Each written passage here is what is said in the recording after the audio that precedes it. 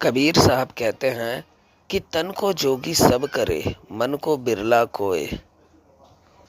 सब सिद्धि सहजे पाइए, जो मन जोगी होए।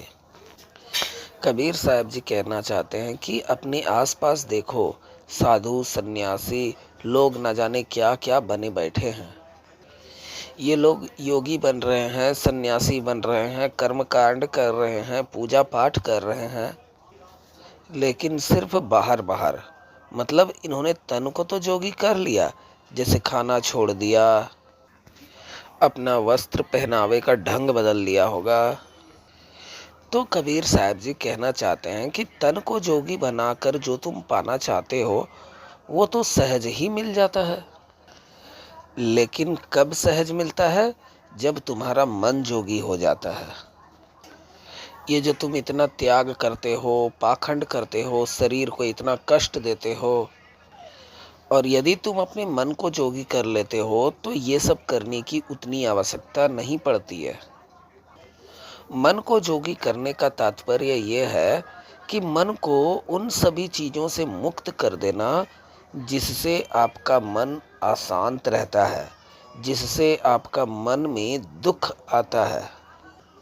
कल रात को मैंने एक चीज़ पढ़ा, जब मैं फेसबुक चला रहा था तो वहाँ ओशो जी का एक पोस्ट आया था। ओशो जी के किसी भक्त ने छोड़ा होगा, जिसमें लिखा हुआ था कि आपका हृदय ही आपका मार्गदर्शक है।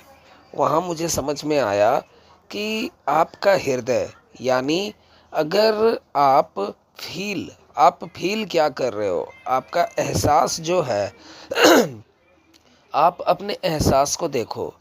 मतलब आपके एहसास, मतलब हृदय, मतलब आपका एहसास। आप अपने एहसास से ही सब कुछ समझ सकते हो। जैसे आप अगर निश्चिंतता का एहसास कर रहे हो, मतलब आप निश्चिंत हो, तो आप समझ लेना कि आप बिल्कुल सही मार्ग पर हो, आपका मार्ग एकदम सही है।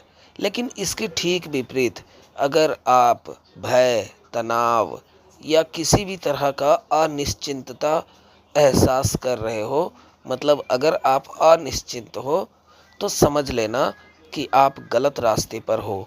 कहीं ना कहीं कुछ ना कुछ गलत जरूर हुआ है आपके द्वारा। आपको मार्ग बदलने की ज़रूरत है। तो यही कबीर साहब जी भी कह रहे हैं कि मन को जोगी करने का तात्पर्य ये है कि आप अपने मन को उन सभी से संन्यास दे दो, उन सभी चीज़ों से मुक्त कर दो जो आपके मन को अशांत करते हैं। समझ रहे हैं ना? काम, क्रोध, लोभ, मोह, छल, भय, ईर्ष्या, कपट, इन सब से मन को संन्यास दिला दो।